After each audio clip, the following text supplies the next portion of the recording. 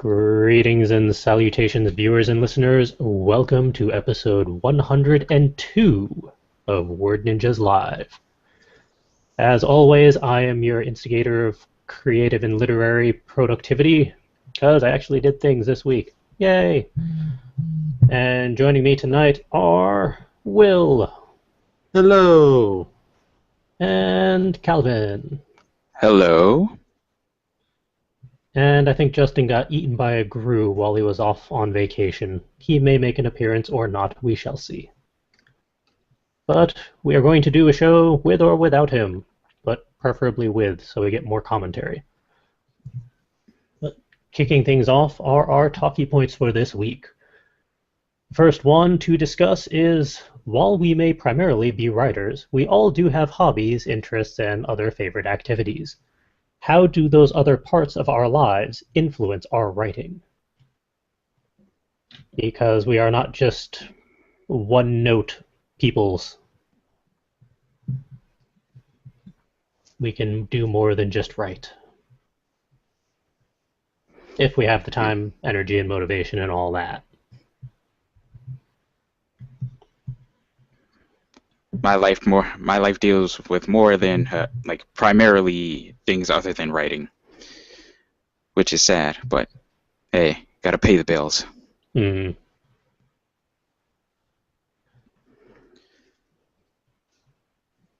Well, adapt it as you see necessary then. Agreed. Let's see. Well, as most people already know, a significant portion of my life involves music, and most of my writing is taken up by music in one form or another, whether I'm composing or writing short stories or the like. It seems music seems to be either music or technology in one form or another is the common theme that is pervasive in the pervasive influences in my writing, whether it be excuse me, whether it be situational or character, the abilities of certain characters that I write. I don't know. It just seems like those are the two things that I know. I really don't know much else. Without those two, I'm really not sure where I would be. Probably not on this podcast. Good point. You'd be off doing something else, most likely.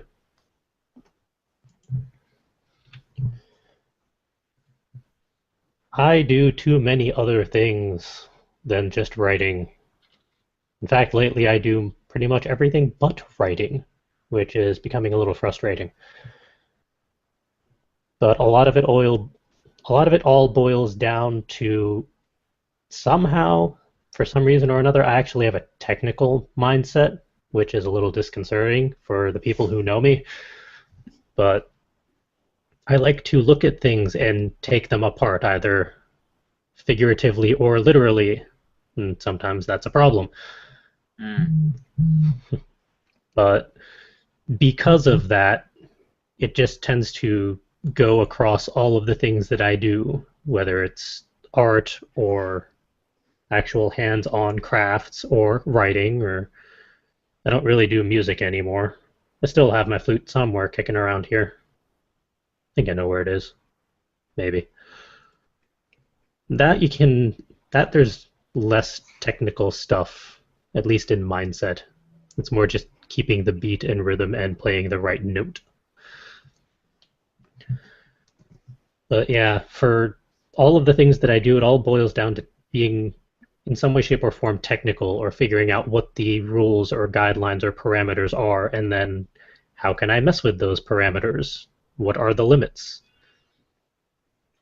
And sometimes that's good, sometimes that's bad, because Calvin and I know that some things should not be taken apart just to figure out how they work. Yeah. Yeah, let's leave it at that. Just be glad we're still alive after that one time. God, what a terrible idea that was.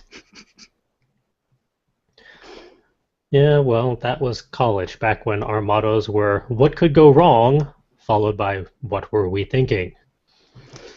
That motto hasn't changed, and we're all either in or pushing 30. Fair point. Actually, I think I'm the only one that hasn't turned 30 yet. Yeah, we're still waiting on you, man. Nah, I'm taking my time. All right. You know I gotta be fashionably late. Well, I'll give you that one. I'll give you that one. But yeah, for me it's all about the technicalities.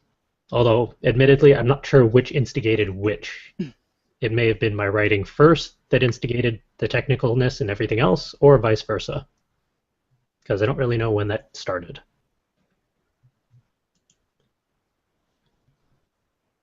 How does Will take this question? Well, considering most of my hobbies and interests outside of writing right now usually involve consuming other forms of media, I've kind of gotten out of other things. Like when I was a kid, I built models and collected cards and stuff, but those take up a lot of space, and I don't have a lot of space, so I get out of things like building models and collecting cards because I'm a notorious collector, and if there's a set, I need the entire set because OCD is like you can't just have a part of a set. So I don't collect things because I will collect all of the things. So mostly I just play video games, watch TV shows, read novels, and any kind of media that I find interesting, I'll just absorb it, and it will influence my writing because I will take from it and be like, ooh, good idea, I want to use that, or that's a bad idea, why did they do it that way? I want to rework it so that it's a better idea. So I'll either take my own characters and insert them, at least just in my head, maybe I won't write it out, into another world. Like when I was reading Harry Potter, I was like, this is cool, but what if I took these two characters that I had and put them in Hogwarts and just saw what happened in my head, just to kind of see, just to experiment with what would happen if these people were here, or I'll try to tell a better version of a story that I've read. Like, this was cool and all, but I don't like how this ended. I'm gonna, at least in my head, work it out and just experiment. Always experimenting with new ideas, and definitely they're always heavily influenced by either whatever video game I'm playing, whatever TV series or anime I'm into, whatever manga I'm into. Any of that kind of stuff will definitely influence what I'm thinking about at a time, for better or worse, because sometimes it'll distract me from what I should be writing. But then other times it'll just be like, oh, it would be interesting if my character in the story was into this TV series, movie, book series, or video game series as well. That could be either plot relevant or just an interesting factoid of character development and get an idea of their personality. I'm influenced by everything. I admit it. Yeah, I know that whenever I get into a book or series, it does tend to influence my what if part of the brain, which is why there's so many alternate universes for Slash and Burn. I have a few And characters that have been in a lot of different universes because of books I've read or movies I've seen.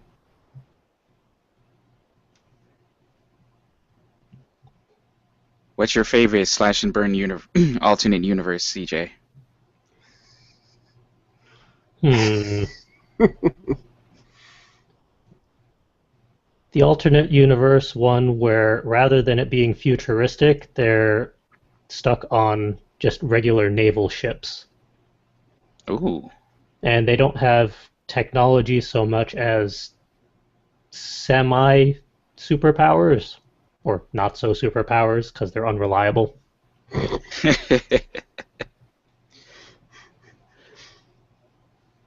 That one sounds fun. Mm.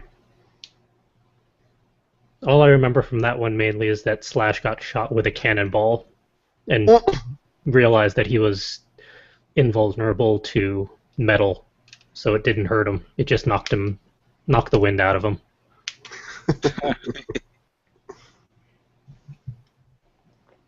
That was a weird alternate universe.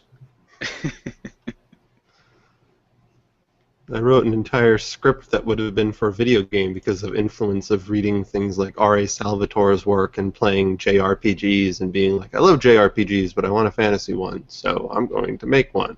And then I wrote hundreds of pages of script that sits on a hard drive. Someday. Someday. I read through that script. It was actually pretty good. I never got to read it. I just was around when it was a thing that was theoretically going to happen. We can perhaps discuss the future for it tomorrow. Yeah. That's going to be an interesting discussion. But it definitely came about because I was like, I love fantasy settings, and I'm reading R.A. Salvatore's, work about basically Dungeons and Dragons, and I like Tolkien and Lord of the Rings, but I also like playing turn-based JRPGs, which usually pull from like Japanese backgrounds, not European backgrounds. I mean, sometimes they do, but I wanted elves and dwarves, damn it. We can add it to the list for tomorrow. And for our viewers and listeners who have no idea what that's in reference to, it's just our weekly off-air meeting where we're discussing stuff like new product ideas that we can put together for all you fantastic people. Because we need new products. And other shiny baubles. Because we obviously don't have enough already. We always need more. More.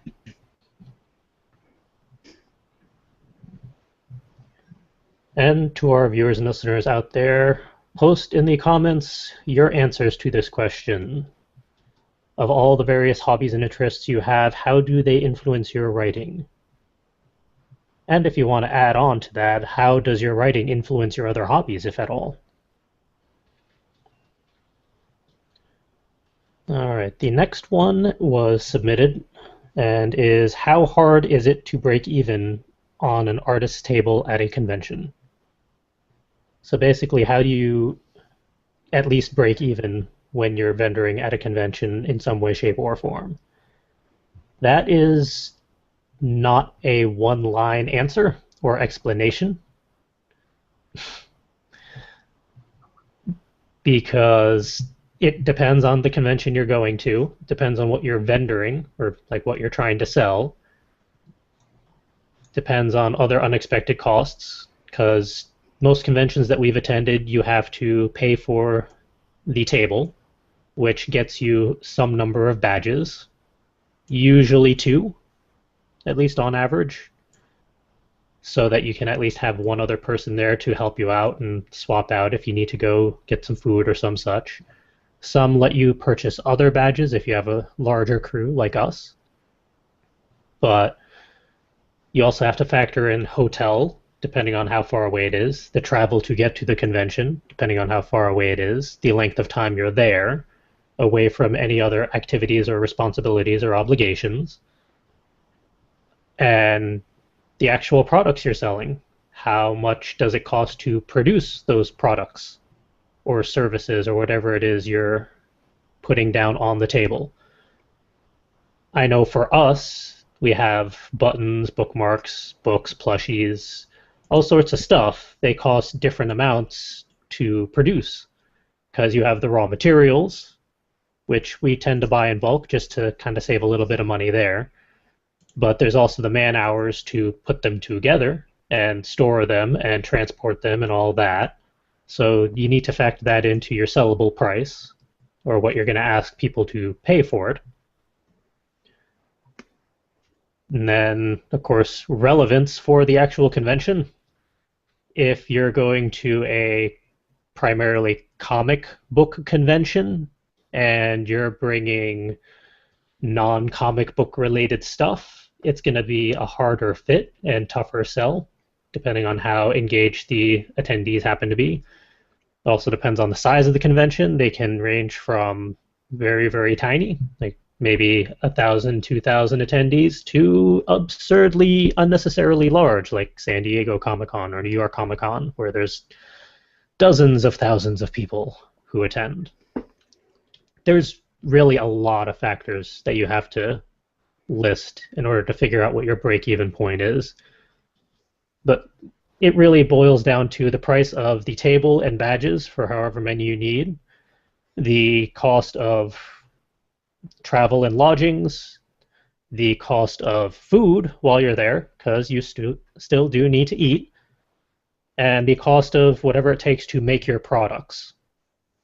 If you can figure all that out, add it all up, that is how much you need to make in order to break even at the very basic level, which can be very hard depending on what you're selling. Like even if you have very good profit margins on stuff like buttons, because it really doesn't cost much to produce, except time and frustration depending on how many you need to make and how quickly. But if you're dropping hundreds of dollars on a convention and you're selling them for $1 or $2, you need to sell a lot of buttons to make up for it. And conversely, if you only have some really high-end stuff, $75, $100 per piece to sell, you need to make sure that whatever you're selling is worth the asking price. And there's a lot of trial and error in that, and every convention is different. Even if you go to a return convention, it can be different every single time. It's really kind of a crapshoot from what we've experienced, at least.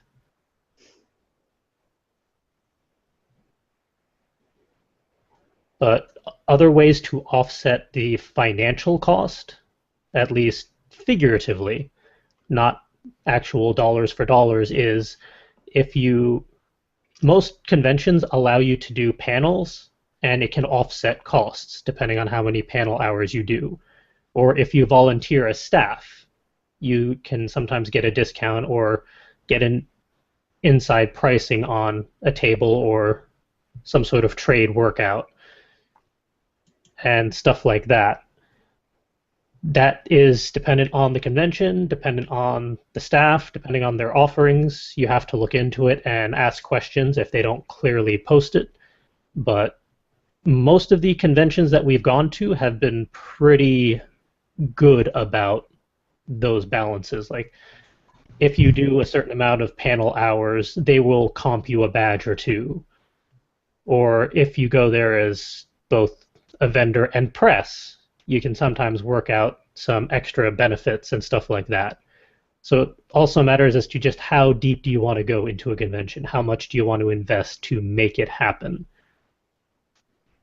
And how much of a budget do you have to make it happen? Depending on how financially well off you are, you might want to start off with some of the smaller conventions, figure out what you're going to sell, how you're going to pitch it, build up a small network of fans, and then slowly build up. At least that's the tactic we've been using, and it's been working relatively well so far. And that's just my personal experiences, and from what I've seen, the rest of the crew is more than welcome to add on to the commentary if they so wish. So it's not just a monologue question. And we can also say hello to Justin, who was able to join us. Yes, I'm finally back from vacation. Hooray, you didn't get eaten by a cactus. No, but crickets, lots of crickets. Had a cricket infestation at my parents' house. And there's scorpion food, so it's not good to have a cricket infestation. Oh, fun. Where are we at? We're on the second discussion point in the show notes at the moment. I did my monologue, and Everyone else just sat in stunned silence. How hard is it to? Well, I wouldn't know anything about this. Because you've never Impossible? gone. People have done it. Yeah, we're not really in the market for breaking even at the artist table. We're sort of just trying to get an audience now. I'm sure that's what you talked about, and networking and attracting people with shiny objects. We don't really expect to break even or even make money at this point. Just getting more people involved is what we're looking for.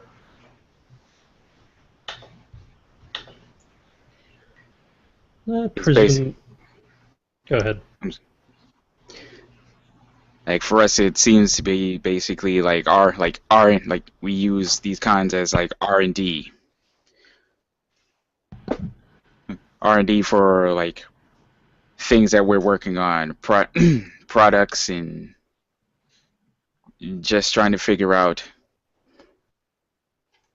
what who would enjoy these, what our audience would be,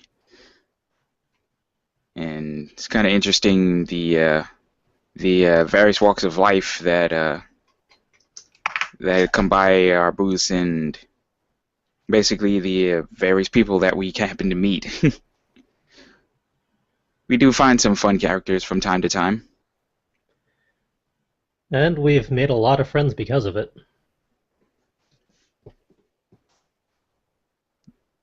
So it's really never a dull moment. And for those of you out there that want like actual numbers just to try and gauge things, we've paid from as little as, I want to say, about $200 for a table up to about $400 or $500, depending on the convention and just what we were doing.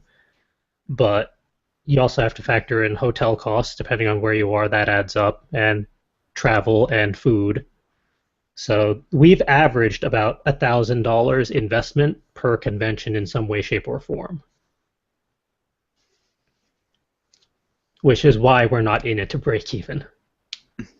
Because we currently do not have products or services that we can sell to hit $1,000 in approximately 24 hours worth of vending time. Which is why we also happen to have the Etsy store open just year-round so that we can help offset costs as we go. And we're putting together a lot of other R&D stuff on the back end to add to that and create new methods for revenue generation so we can afford to go to more conventions and do other shenanigans. And maybe someday break even. And if there are any viewers or listeners who have attended conventions as artists or vendors or exhibitors or panelists or press or any other form other than just attendee, by all means post in the comments your experiences and your methods for making the most out of the investment you put into it. Because we'd love to get other perspectives on it.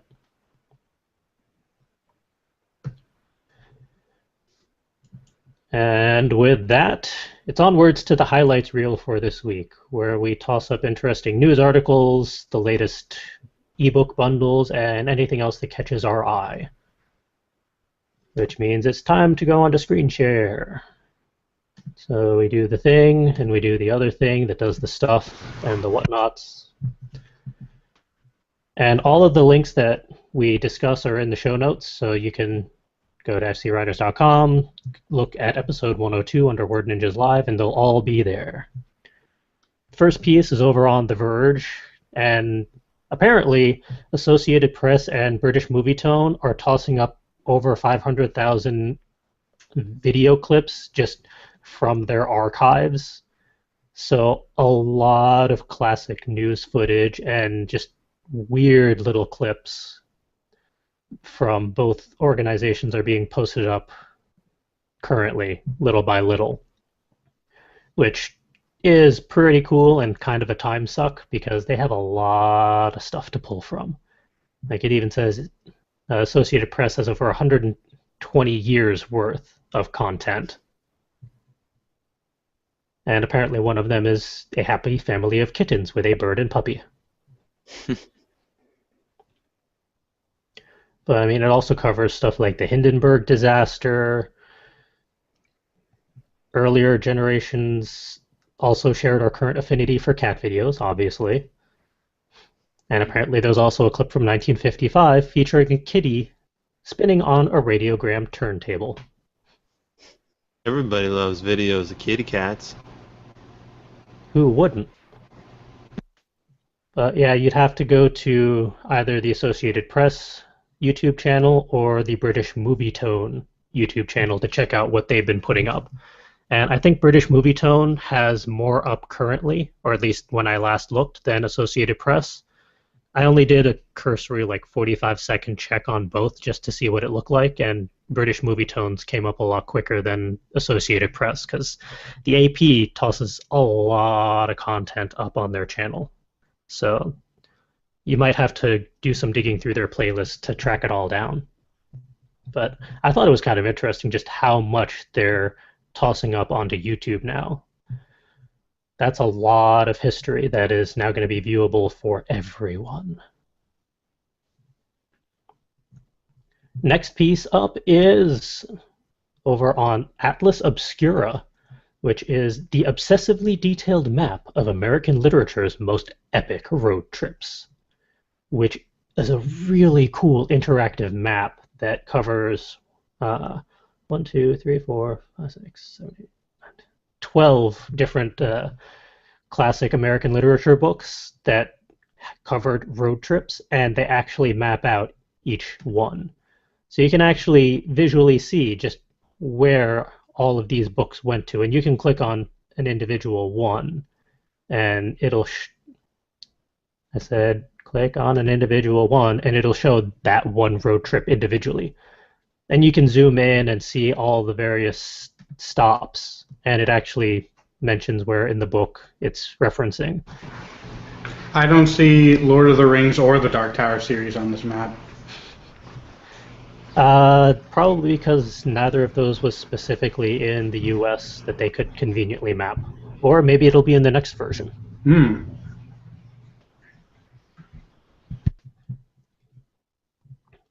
It's pretty cool to see just where some of these road trips actually took place, because even if you've read these stories, sometimes it's hard to visualize just how long of a trip some of these might be, and just how much of a cross-country trip or loop in some cases some of them are. So if you're a fan of American literature and road trips, it's definitely worth a peek, because it's very nicely put together, and hopefully they have time to put more on there when they have the chance. Next up is over on Quartz, how brand new words are spreading across America. And a lot of these words I do not care for and will never use because I'm already too old for them. But they have stuff like unbothered. And if you click on a word, it'll actually show you the chronological growth across America of where these words came to be and how they progressed over the past year or so, which is a pretty cool visualization just to see how words grow at such a quick rate now, or slang, really, at the moment. And you can click on any of these words they have up there, and it'll actually show the progression of where it's become the most popular and most used. I think they pull primarily from social media and Twitter. So definitely worth a peek if you're curious about how some of these pretty weird words, in my opinion, managed to grow over basically 1 year, which is pretty impressive and cool and slightly disconcerting. And it's been a couple of weeks, so hey, there's more books over on Story Bundle and Humble Bundle. And the latest one over on Story Bundle is an ebook bundle on the indie superheroes. I'm kind of intrigued by this. Now, their deal is you can pay $1 and up for the top row of books. So for 4 books, you could just pay $1 and you get all 4 books. If you pay the bonus price, which I'm going to guess is $12 this time around, yes. If you pay $12 or more, you get all 8 books. But for the indie superhero bundle, they have The Legend of Buddy Hero by Adam Oster. I, Crimson Streak by Matt Adams. Alpha Male by Joshua Corey Mays. Action Figures by Michael Bailey. Shiro by Jack Wallen. The Strike Trilogy by Charlie Wood. Super Villainous by Mike Leon. And rounding it out is Playing for Keeps by Murr Lafferty. And that bundle just kicked off recently, so as of this recording, you still have 22 days and change to grab this ebook bundle if you so choose. But if indie superheroes aren't quite your thing, you can hop on over to Humble Bundle. They just started a new book bundle as well. This one on music books. And I'm not talking about ones with sheet music in it, or ones that happen to sing to you, but books about musicians, bands, the musical industry, and the like. And they do a similar deal. You can pay $1 or up to get a certain tier. If you pay the average price, which is currently $7.53, you get a second tier, which they continuously add on more books to until the end. And if you pay $15 or more, you get all of those plus the top tier. The regular tier, so $1 and up, is This Is a Souvenir, the Song of Spearmint and Shirley Lee by various writers and artists. The Wicked and Divine Volume 1, which is issues 1 through 5, by Kieron Gillen and Jamie McKelvey. You also have the Masorgsky Riddle by Darren Kennedy and Curiosity Quills. Curiosity Quills is a fantastic name. You get Black Metal Volume 1 by Rick Spears and Chuck Beebe. The Clockwork Angels, the novel, by Neil Perth of Rush and Kevin J. Anderson. Clockwork Lives, the Bookseller's Tale, also by Neil Peart of Rush and Kevin J. Anderson.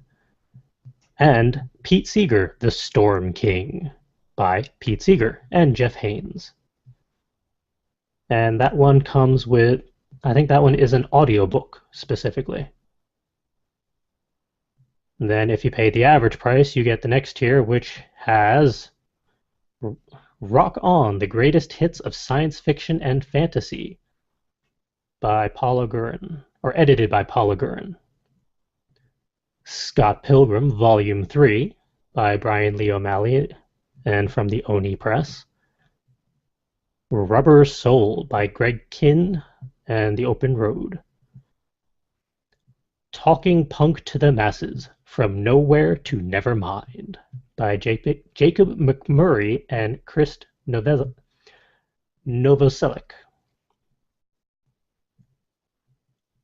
Phonogram Volume 1 by Kieron Gillen and Jamie McKelvey.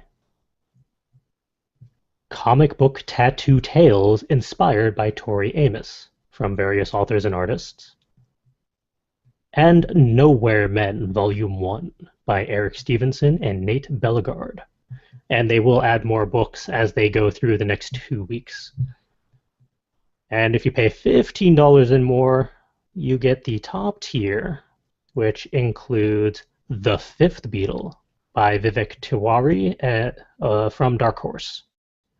And Kids Go, which is a book and a song. Oh, from They Might Be Giants. That's awesome. They're fun. Hip Hop Family Tree Volume 1 by Ed Piskor from Phantom Graphics. And rounding it all out is Neil Peart, Cultural Repercussions by Bradley J. Berzer over on Wordfire Press. And that one currently is going on for the next 13 days and change as of this recording. And I also happen to find a very intriguing little website called noodle.com. And no, it is not about noodles or pasta or anything like that. It's a very interesting resource on education, and it ranges all the way from early childhood to graduate level. And you can click through to find all sorts of information and resources available based off of what you click. So I actually didn't want to click on nursing programs, but say I wanted to get an MBA. You can toss in like your current GPA or your scores, and it'll trim down to what options would be available to you, or if you're looking for a specific program type, or depending on your location or specialization, you can really narrow it down and see what the options are, and it aggregates it all for you. So you don't have to search everywhere for all the various bits and pieces. It kind of all gets gathered into one site, which makes things a little easier. And if you're also looking for certain courses or online learning, they have some of that. Test prep, tutoring availability and options, consultants. It's definitely worth looking into if you're either currently in academia or looking to get back into academia. I admittedly have no idea why they called it noodle. I have not learned that. It's slang for your brain, Oh, I didn't think of that. similar to noggin. That Using makes his noodle. I was not. That is why. But yeah, definitely worth checking out. And rounding out the highlights for this week is an article over on Creative Block, bloq.com, of 9 incredibly useful color resources for designers. Now, rather than taking all 9 of these and splitting them up over multiple episodes on the podcast, I thought I'd just post this one article so you could get all 9 of them in one go, because they give you a convenient little preview blurb of just what each option is. Excuse me. So depending on what you're in need for at the moment, you can just skim through it. But they have the Mud Cube Color Sphere, which is a very interesting way of figuring out colors. And it also provides color schemes based off of the color and themes you choose, which is pretty cool. You get the Color Hail Pixel. You get Check My Colors, which is useful if you're not quite sure if you're using the right color for web. Color Hunter, which provides color palettes, and it's based off of an image that you provide them. So I'm not a designer often enough, so I can't really think of a time when I would personally use that, but maybe more for artist or more for my art stuff, I would probably use that for. There's also Colored, COLRD, which pitches itself as the social media side of color resources. You get Color Lovers, so you can share color palettes and patterns and see what other people have put together. I've used that resource many a time. It's great. Nice. You get Color Matters, so if you're curious about the psychology of colors or color typeface combinations, color and design, all that stuff, this would probably be more of a website for you. It basically explains why color matters. Of course, there's the Adobe Color CC, which is fun to play around with. And then there's Paletton, Paletton, which can create color schemes and even randomize palettes. So if you're not quite sure what sort of palette you're in need for, it can kind of randomize it for you, and you can see what you come up with. And there you go, 9 different color websites for all of your various designer needs. And again, all of the links for these articles and resources, references, whatnot are in the show notes for episode 102. Oh, they changed the layout again. Okay, stop screen sharing. They keep changing where the buttons are for doing things. All right. With that, it's onwards to the Productivity and Inspiration Station segment, where we get to discuss anything that happened during the past week that we'd like to highlight, but either good, neutral, or bad in regards to productivity. Or past month, for some people. Yeah, since the last time you happened to be on. As for myself, I know I mentioned last week that last week was just a bust. I basically passed, but since last week I've done a fair amount of brainstorming for some R&D concepts that hopefully we get to work on this year, because there's a lot of good ideas between us all, so it'd be nice to push some of them forward now that we have the Writer's Kit book done. Now it's time to move on to all the other ideas. And I've also been coordinating all sorts of event logistics, both for current events, for like conventions, some writing events, and apparently Nano season is already upon us in that I've been getting emails to start coordinating writing events and workshops and stuff like that, which is slightly distressing because I'm just not ready. But I'm taking that on, and I'm sure by next week I'll have even more to say about it all. Camp Nano is just ending this weekend. I did not participate. I was going to on vacation, but I had too much vacation. I'll get to that later. How have things fared for Will since last week? Well, with all of the moving done, it is time for all of the unpacking. We have lots of boxes, and we now have to figure out what things went into what boxes, where those boxes went, and in what order we need to unpack those boxes. We have the kitchen 90% done.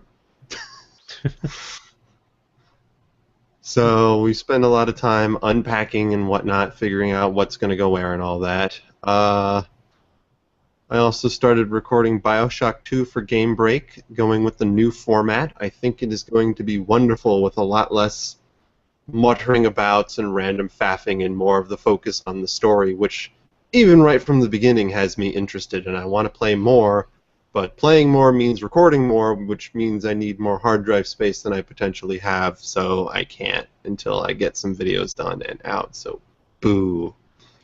Because I was actually having fun and I want to play more. I'm having more fun playing it this way because I don't have to talk while playing, which was a problem I had when I recorded Bioshock 1. Trying to talk about the plot while playing, but being unable to because I had to focus on playing and not dying.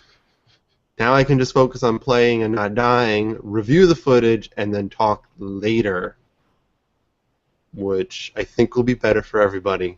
Plus, the episodes only be about 20 to 30 minutes long instead of an hour long. Yeah, I know I did that for Far Sky to wrap up that episode, and it was a lot easier to just focus on the gameplay, but I still need to do my commentary track for that one. And other than that, I started a small writing exercise experiment on my Tumblr page. Nothing crazy. I've been poking at Pokemon in my spare time. Picked it back up, and I was like, it would be an interesting writing experiment to get back into writing because I've been out of it for a little while, to just write little, basically journal updates from the Pokemon on my team. They're writing in their own little diaries about what happened that day from their own perspective with their own personality twists to it.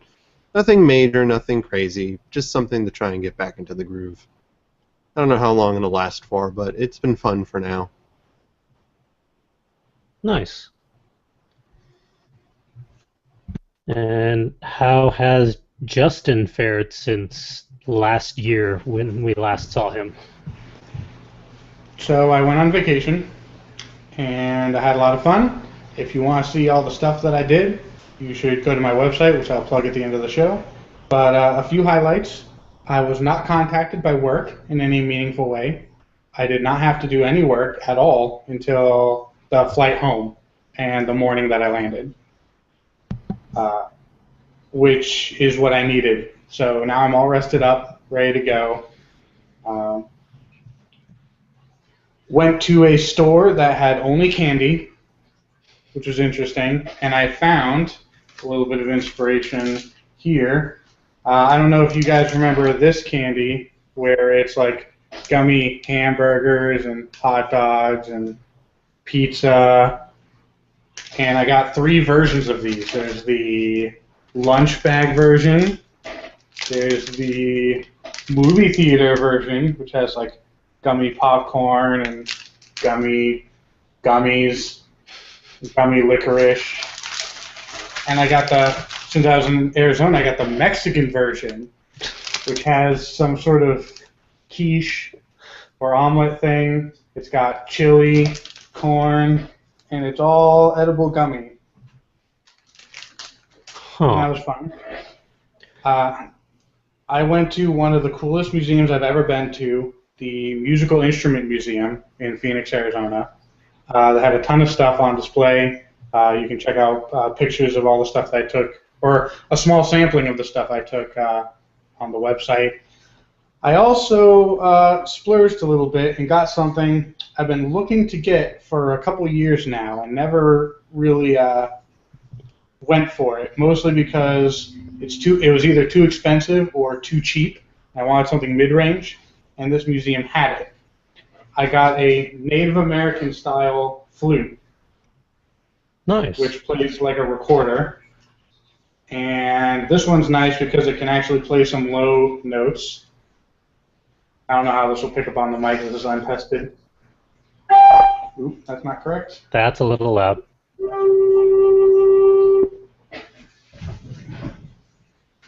So yeah, I did all that. I came up with an idea a couple days ago. I wanted to know what you guys think, if you think this would be interesting. So I've told the story on the podcast before of all the writing that I did when I was growing up was destroyed by my brother because I didn't have soft copies. They were all hard copies. And I still have a lot of them in my brain, especially a lot of choice scenes. And I thought about maybe rewriting just some scenes that I remember from my past and kind of reconfiguring them and putting them on my Tumblr blog. I thought it'd be fun to revisit some of my old thoughts that were somewhat deranged and put me into the guidance counselor office on more than one occasion. Chances are you'd be able to do them better justice now, considering all that you've learned about writing since then. Yes, all that I've learned about writing since then. Yeah, I would probably be able to do somewhat. It would definitely be fun to revisit them and kind of spruce them up a bit, add a little more context. Other than that, I'm just back doing work and stuff. I'll be more productive now that I'm not on vacation. Also, the reason why I'm late is because I also got a new phone and didn't set the alarms for the podcast or the company meetings. Oops. So I got to do that. And how has Calvin fared since last week? Most of my time these days have been devoted to Infinity's light stuff and trying to prepare for a KaiCon. Surprise, surprise. And like physically and emotionally preparing for the trip to a KaiCon. So I've been bothering friends and various people to get some driving in. Just trying to get my bearings on the road and make sure that I'll be ready for this trip. Don't forget, we still got to get back afterwards. That's why I'm going to be packing lots of coffee and yerba mate for this trip.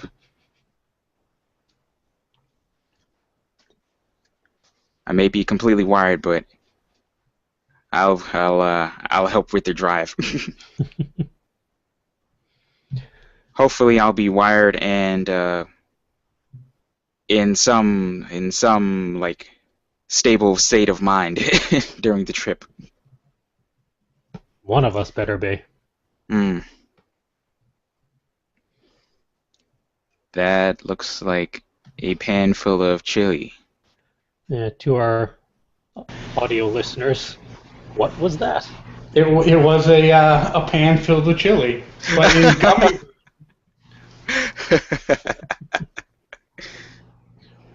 I am super jelly right now Is for a it? number of reasons. Yes. See what I did there?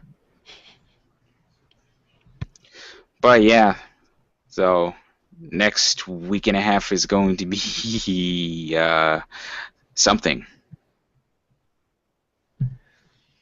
Thankfully, we're having an in-person strategy session on Saturday to figure some of that out, Yes.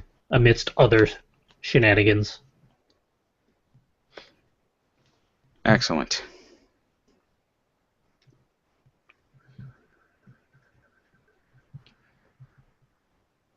And I see in the show notes you have one more thing, unless you want to skip that. Oh, the usual not sleeping.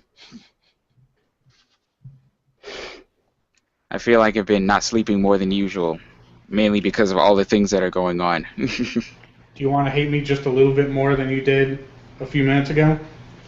I guess. So, landed, taking a red-eye flight, landed at 6 in the morning yesterday. Went straight to work because I was going to work today, but I decided to just go do some work because I was wired. I took a 5-hour energy, hadn't slept the night before. I figured I'd go into work, get some stuff done, and get it out of the way so that the customer didn't have to wait for stuff. So went to work, then went out to sushi with a couple coworkers and went home at 1 p.m. and immediately went to sleep. It gets better. Woke up at 7 p.m., said, nah, went back to sleep. Woke up at midnight, couldn't fall back to sleep, but wanted to wake up somewhat early to try to reset my schedule. So I didn't want to take any sleeping medicine. So I stayed awake until 4 in the morning, just lying in bed, and then fell back asleep again, and then woke up at 10 in the morning this morning. So I got like 24 hours of sleep in the last 2 days. That's not bad. More like 12 hours, I guess, but a lot. Yeah, it's one way to More- reset the clock. More than I've been getting. Same here. And more than we'll be getting next weekend. Mm. I don't envy you.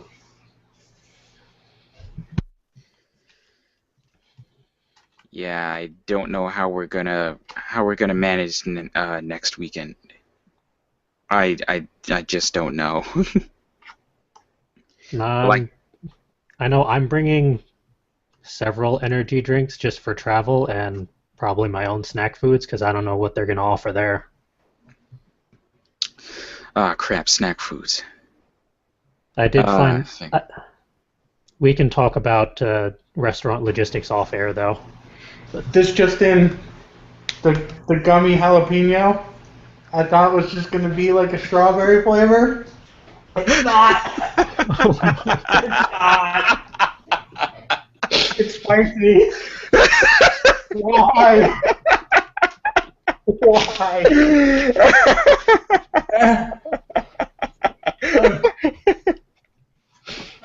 I thought you guys would appreciate that. Going back on mute.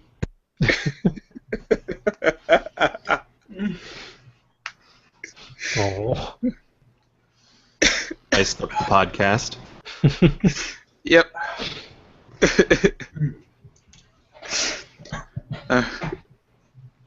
Too bad there's not Yep. gummy milk in there, too.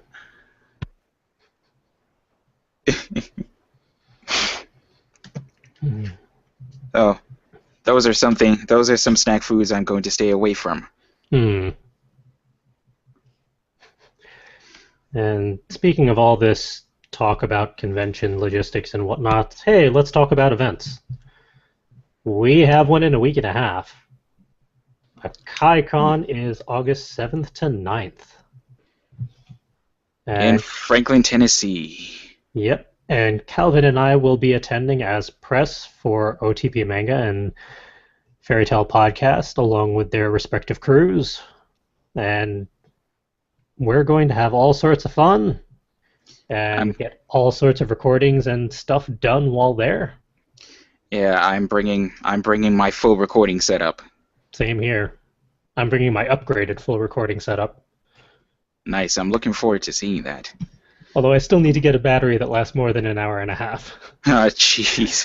Because the thing is, this thing comes with built-in 32 gigabytes of memory. 2 SD slots for 64 gigabytes each per slot. I could record for about 12 to 14 hours straight at the highest quality, but the battery only lasts an hour and a half. I need a bigger battery. You're probably gonna need like one of those external battery packs. Yeah, I'm probably going to get like 2 of the larger batteries and then one of the charging stations for it, just so I can start rotating through. Because I'm not going to be recording for 14 hours straight. We are not doing a dash cam recording of our drive. Although I probably will be using my my field recorder to record us slowly slowly sinking into madness during that trip. I did that last time around. Those recordings were lost to the void for the safety of humanity.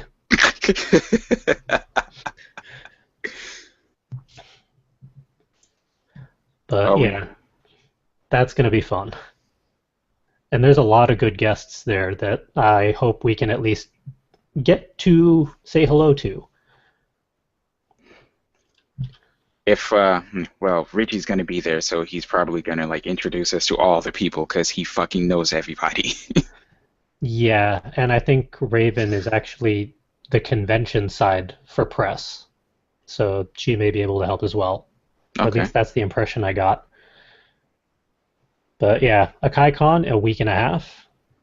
At the end of August, we have Inconceivable up in Massachusetts, where the full crew will be there as vendors, and myself, Calvin, and Justin will be there as press. And I took a look at their panels and event schedule that they posted. There's so much quality content this year. It's kind of overwhelming. So I have a feeling that we're going to be kept pretty busy there. Yeah, CJ, I have a video camera very similar to yours, I think, if it's not exactly the same. So I can bring that as well, so we can double up. Yes, please. It probably more- only has about an hour of battery in it as well, if not less from just misuse. But we can make it. I can test it out, and we can make it work. All right. Yeah, we can coordinate that like tomorrow. Also, off the air, I told my wife what I did with the candy, and she said I'm not smart, and she wanted to know where I got them because she wants them.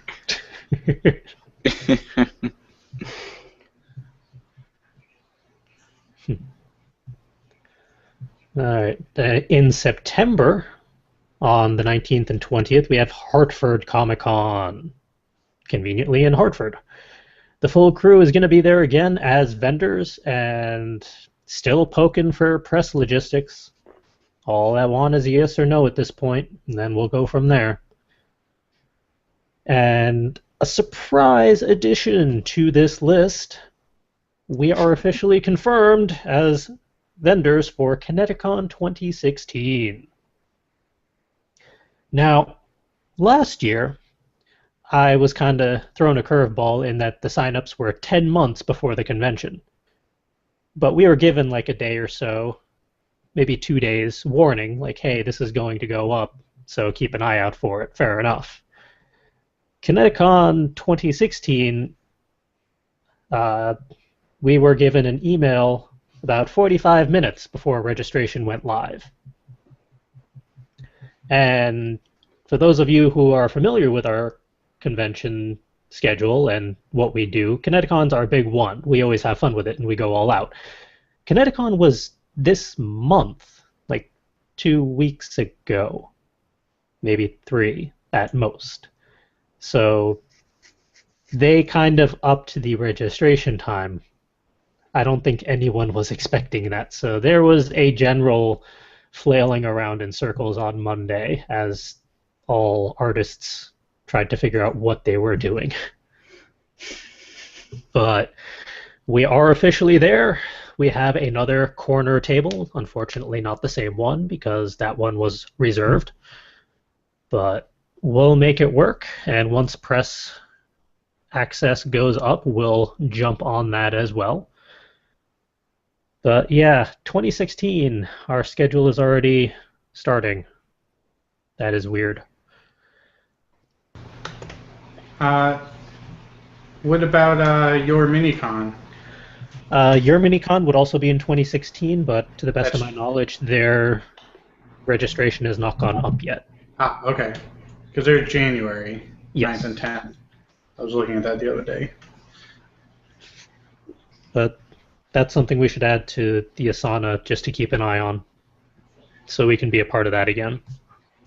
Agreed. But we are in for Kineticon 2016. We are going to make it work to the best of our abilities, considering the investment that we tossed into it to make it happen. I'll make sure none of my friends get married that weekend.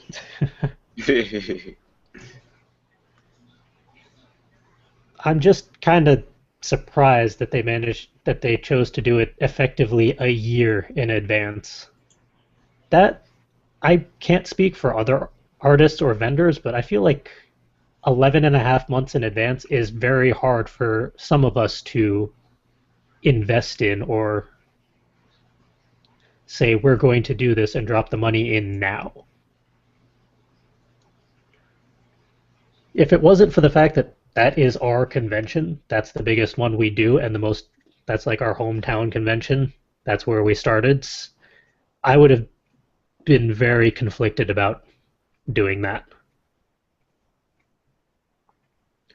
But that said, they're already full up, and there's already a waiting list for artists in the artist colony, so it is what it is.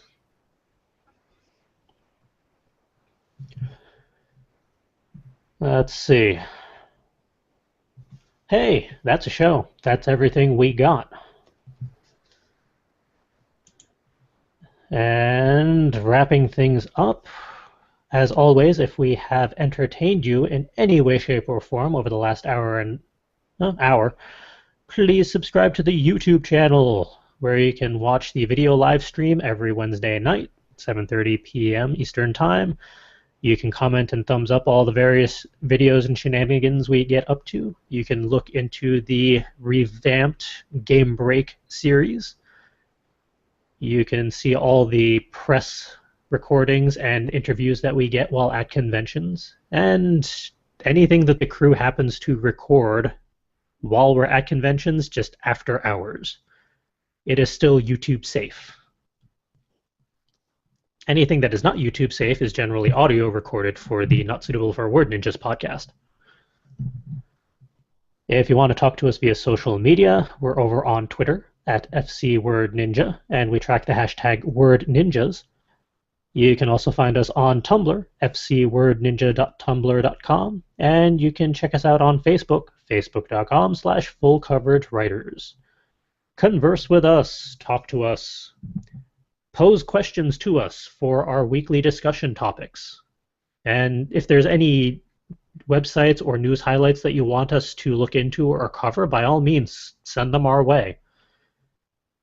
If you want to help fund all of our crazy various endeavors and shenanigans that we get up to, check out the Etsy store, where all of our various shiny baubles are available for purchase, so you can have them for your very own. We have our full spread of buttons up, our bookmarks, the latest Word Ninja Writers Kit available for purchase, and of course all of our various plushies. go check them out and see what sort of shiny baubles there are for you. And if you want to track me down, look on the road lately. I'll be on one road or another.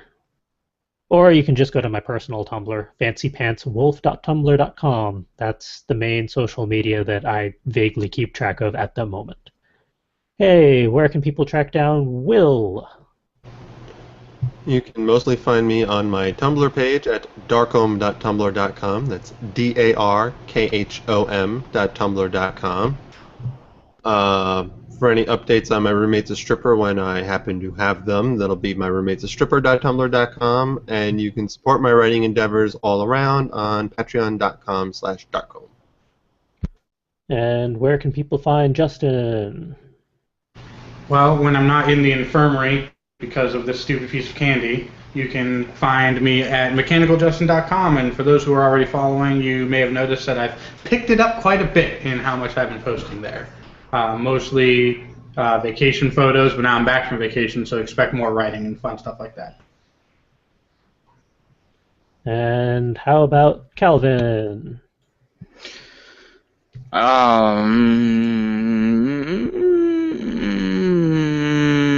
For the moment, your best bet to find me is Instagram, CCWII. I was going to try to start picking things up on Tumblr, and then I forgot. So... Hey, Calvin, that picture of that place that you took, yeah, that I think you cross-posted to Tumblr, that was some really cool architecture. I like that shot from the ceiling. I think it was a station of some sort. The train station, yeah. Yeah, I really like how they fix that up. It's really nice. Which train station was that? The rehabilitated World Trade Center Path Station. They fixed it up very nicely. Cool. I will link you to the picture off air. And with that, that is a show. Thank you all for joining us for episode 102 of Word Ninjas Live. Come back next Wednesday for episode 103. And until then, go do something creative so we can talk about it next week. I'm working on it.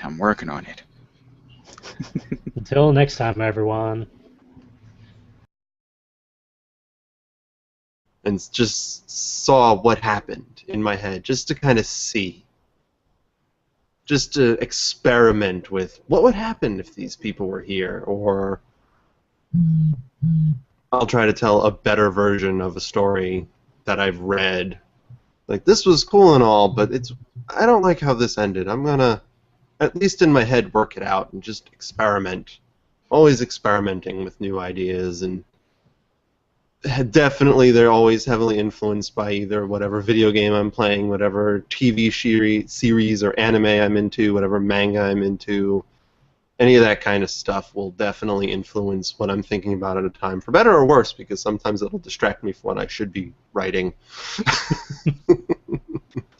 But then other times it'll just be like, oh, it would be interesting if my character in the story was into this TV series, movie, book series, or video game series as well. That could be either plot relevant or just an interesting factoid of character development and get an idea of their personality. I'm influenced by everything. I admit it. Yeah, I know that whenever I get into a book or series, it does tend to influence my what if part of the brain. Which is why there's so many alternate universes for Slash and Burn. I have a few characters that have been in a lot of different universes because of books I've read or movies I've seen.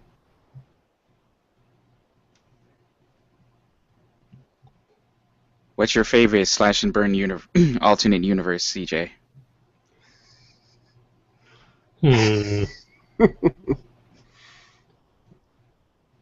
The alternate universe one where rather than it being futuristic, they're stuck on just regular naval ships. Ooh. And they don't have technology so much as semi superpowers, or not so superpowers because they're unreliable.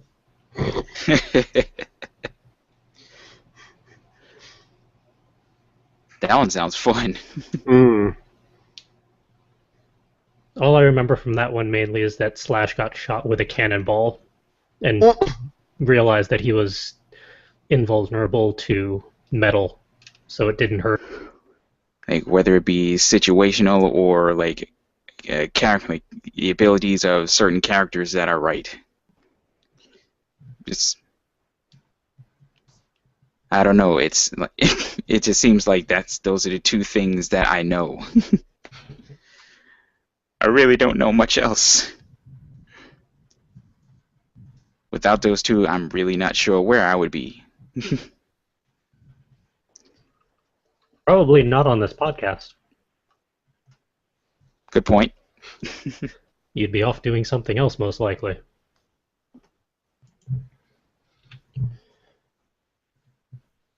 I do too many other things than just writing. In fact, lately I do pretty much everything but writing, which is becoming a little frustrating. But a lot of it all boils down to somehow, for some reason or another, I actually have a technical mindset, which is a little disconcerting for the people who know me. But I like to look at things and take them apart, either figuratively or literally.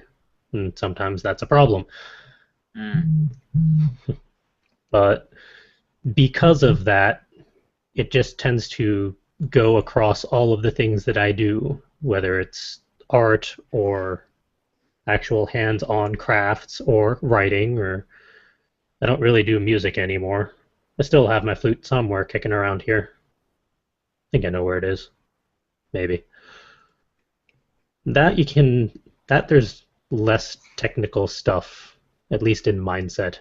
It's more just keeping the beat and rhythm and playing the right note. But yeah, for all of the things that I do, it all boils down to being in some way, shape, or form technical, or figuring out what the rules or guidelines or parameters are, and then how can I mess with those parameters? What are the limits? And sometimes that's good, sometimes that's bad, because Calvin and I know that some things should not be taken apart just to figure out how they work. Yeah. Yeah, let's leave it at that. Just be glad we're still alive after. It just knocked the wind out of him.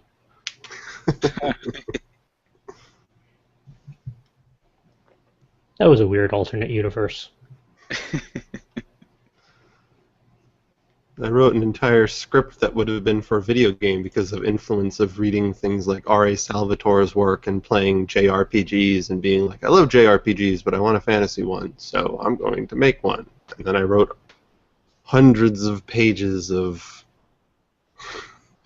script that sits on a hard drive. Someday. Someday. I read through that script. It was actually pretty good.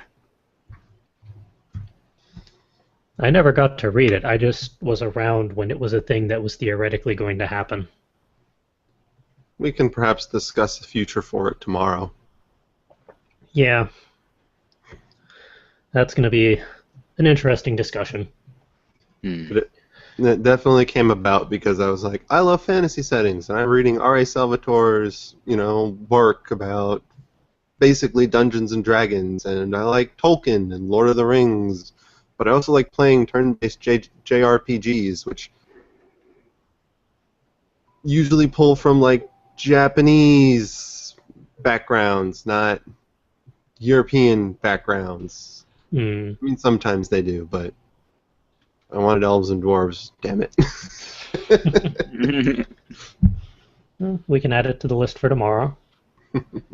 And for our viewers and listeners who have no idea what that's in reference to, it's just our weekly off-air meeting where we're discussing stuff like new product ideas that we can put together for all you fantastic people. Because we need new products and other shiny baubles. Because we obviously don't have enough already. We always need more. More.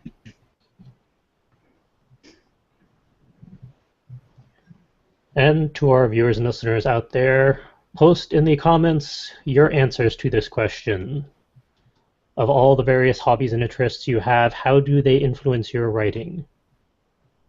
And if you want to add on to that, how does your writing influence your other hobbies, if at all?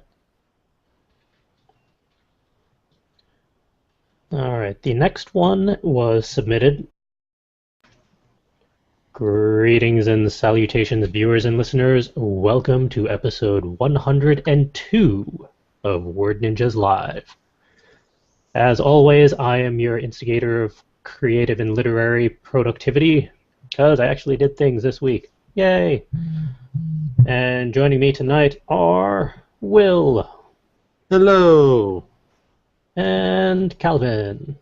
Hello. And I think Justin got eaten by a grue while he was off on vacation. He may make an appearance or not, we shall see. But we are going to do a show with or without him, but preferably with, so we get more commentary. But kicking things off are our talkie points for this week. First one to discuss is, while we may primarily be writers, we all do have hobbies, interests, and other favorite activities. How do those other parts of our lives influence our writing? Because we are not just one-note peoples. We can do more than just write. If we have the time, energy, and motivation and all that. My life deals with more than like primarily things other than writing, which is sad, but hey, gotta pay the bills. Hmm.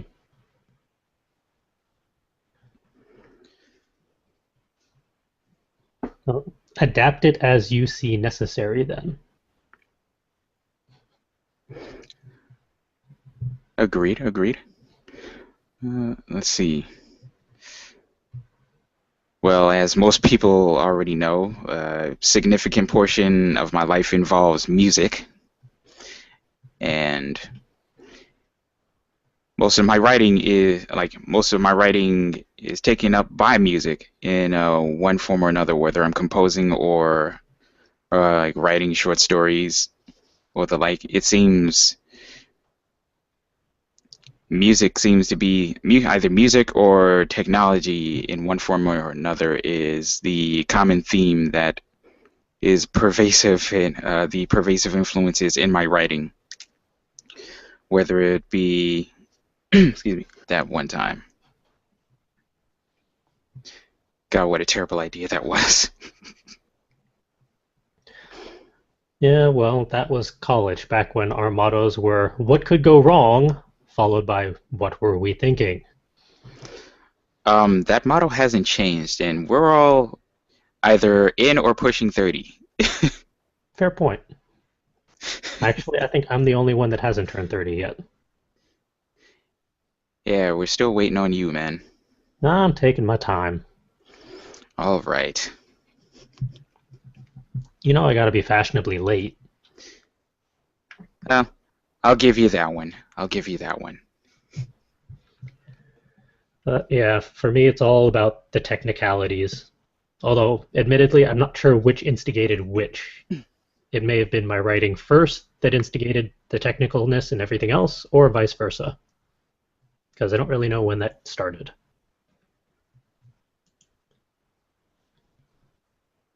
How does Will take this question?